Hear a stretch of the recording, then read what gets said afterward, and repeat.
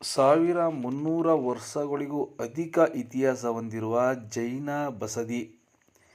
ಇದು ಚಾಮರಾಜನಗರ ಜಿಲ್ಲೆಯ ಗುಂಡ್ಲುಪೇಟೆಯ ಕೆಲ್ಸೂರು ಗ್ರಾಮದಲ್ಲಿ ಇದೆ. ಸುಮಾರು 600 ಕುಟುಂಬಸ್ಥರು ಈ ಗ್ರಾಮದಲ್ಲಿ ಹಿಂದೆ ನೆಲೆಸಿದ್ದರಂತೆ. ಆದರೆ ಈಗ ಯಾರೂ ಕೂಡ ಇಲ್ಲ, ಒಂದೇ ಒಂದು ಕುಟುಂಬ ಮಾತ್ರ ಇದೆ. ಈ ಜೈನ ಬಸದಿಯನ್ನು ಸಂರಕ್ಷಣೆ ಮಾಡಿ ಪ್ರತಿನಿತ್ಯ ಪೂಜೆ ಸಲ್ಲಿಸುತ್ತಿದ್ದಾರೆ. ಈ ಜೈನ ಬಸದಿಯ ವಿಶೇಷ ಎಂದರೆ ಸಂಪೂರ್ಣ ಮೇಣದಿಂದ ಮಾಡಿರುವಂತಹ ಈ ಮೂರ್ತಿ.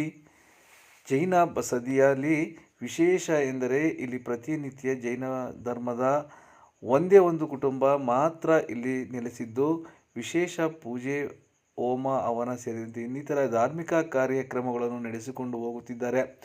ಇನ್ನು ಈ ಜೈನ ಬಸದಿಗೆ ರಾಜ್ಯದ ವಿವಿಧ ಜಿಲ್ಲೆಗಳಿಂದ ನೂರಾರು ಭಕ್ತರು ಆಗಮಿಸಿ ದರ್ಶನ ಪಡೆಯುತ್ತಿದ್ದಾರೆ. ಇನ್ನು 1300ಕ್ಕೂ ಹೆಚ್ಚು ವರ್ಷಗಳ ಇತಿಹಾಸ ಹೊಂದಿರುವ ಈ ಜೈನ ಬಸದಿಯಲ್ಲಿ ಸಂಪೂರ್ಣ ಮೇಣದಿಂದ ಜೈನ ಧರ್ಮದ ಸಿದ್ಧಾರ್ಥನನ್ನು ಪ್ರತಿಷ್ಠಾಪಿಸಲಾಗಿದೆ. ಇನ್ನು ಜೈನ ಬಸದಿಯ ಒಳಗಡೆ ಹೋದರೆ ಎಲ್ಲೋ ಹೋದಂಥ ಒಂದು ಅನುಭವ. ಇಲ್ಲಿ ಯಕ್ಷ-ಯಕ್ಷಿಯರ ಒಂದು ಮೂರ್ತಿಗಳು ಕೂಡ ಇದೆ. ಎಡಗಡೆ ಯಕ್ಷ, ಬಲಗಡೆ ಯಕ್ಷಿಣಿಯರು ಇದ್ದಾರೆ. ಗುಂಡ್ಲುಪೇಟೆಯಿಂದ ಚಾಮರಾಜನಗರಕ್ಕೆ ಹೋಗುವ ರಸ್ತೆಯಲ್ಲಿ ಸುಮಾರು 9 ಕಿಲೋಮೀಟರ್ ದೂರ ಬಂದು ಎಡಗಡೆಗೆ ತಿರುಗಿದರೆ ಕೆಲ್ಸೂರು ಎಂಬ ಒಂದು ಗ್ರಾಮ ಸಿಗುತ್ತೆ. ಈ ಗ್ರಾಮದಲ್ಲೇ ಇರುವುದು ಸಂಪೂರ್ಣ ಮೇಣದಿಂದ ಪ್ರತಿಷ್ಠಾಪಿಸಿರುವ ಜೈನ ಬಸದಿ. ಒಮ್ಮೆ ಒಂದು ಭೇಟಿ ನೀಡಿ ಈ ಜೈನ ಬಸದಿಯನ್ನು ನೋಡಿ ಕಣ್ತುಂಬಿಕೊಳ್ಳಿ. ಇನ್ನು ಈ ಜೈನ ಬಸದಿಯ ಒಳಗಡೆ ಇರುವ ಮೂರ್ತಿಗಳನ್ನು ನೋಡಲು ಒಂದು ಆನಂದ ಎಂದರೆ ವಿಶೇಷ ಅಲಂಕಾರ, ವಿಶೇಷ ಹೂವಿನಿಂದ ಅಲಂಕಾರ ಮಾಡಿರುವುದನ್ನು ನೋಡಿ ಕಣ್ತುಂಬಿಕೊಳ್ಳಲು 2 ಕಣ್ಣು ಸಾಲದಂತೆ ಕಾಣುತ್ತದೆ. ಇನ್ನು ಯಕ್ಷ-ಯಕ್ಷಿಣಿಯರ ಮೂರ್ತಿಗಳಿಗೆ ಹೂವಿನಿಂದ ಅಲಂಕಾರ ಮಾಡಿರುವುದನ್ನು ನೋಡಲು ತುಂಬ ಸಂತೋಷವಾಗುತ್ತದೆ.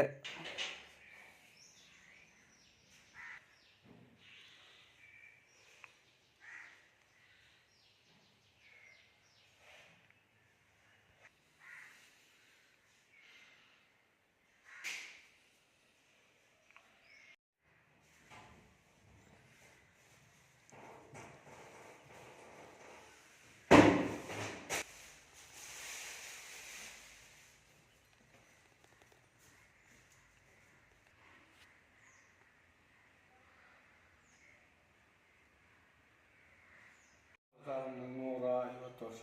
ಹಾಂ, ಆಗಿನ ಕಾಲದಲ್ಲಿ ಇಲ್ಲಿ ಜೈನರಿದ್ರೆ ಇಲ್ಲಿ 600 ಮನೆ ಜೈನರಿದ್ದರು. ಹಾಂ, ಸುತ್ತ ಕೋಟೆ ಇತ್ತು, ಬೇರೆ ಜಾತಿ ಯಾರೂ ಇರ್ತಿಲ್ಲ ಅವಾಗ. ಹಾಂ. ಈಗೆಲ್ಲ ಅದೇ 600 ಇರ್ತಿದ್ರೆ ಬೇರೆ ಜಾತಿ ಇರಲಿಲ್ಲ. ಎಲ್ಲ ಕಡೆಯಿಂದ ಬರ್ತಾರೆ, ಮೈಸೂರು, ಬೆಂಗಳೂರು, ತುಮಕೂರು, ಮಂಡ್ಯ ಎಲ್ಲ ಕಡೆ ಬರ್ತಾರೆ. ಹಾಂ, ಇದ್ರ ಈ ವಿಗ್ರಹದ ವಿಶೇಷತೆ ಏನಿದು? ಇದು ಲೆಪ್ಪದಲ್ಲಿ ಮಾಡಿದ್ದು ವಿಗ್ರಹಗಳು. ಹಾಂ, ಮೇಣದಲ್ಲಿ ಮಾಡಿದ್ರೆ ವಿಗ್ರಹಗಳು. ಸಂಪೂರ್ಣ ಮೇಣ.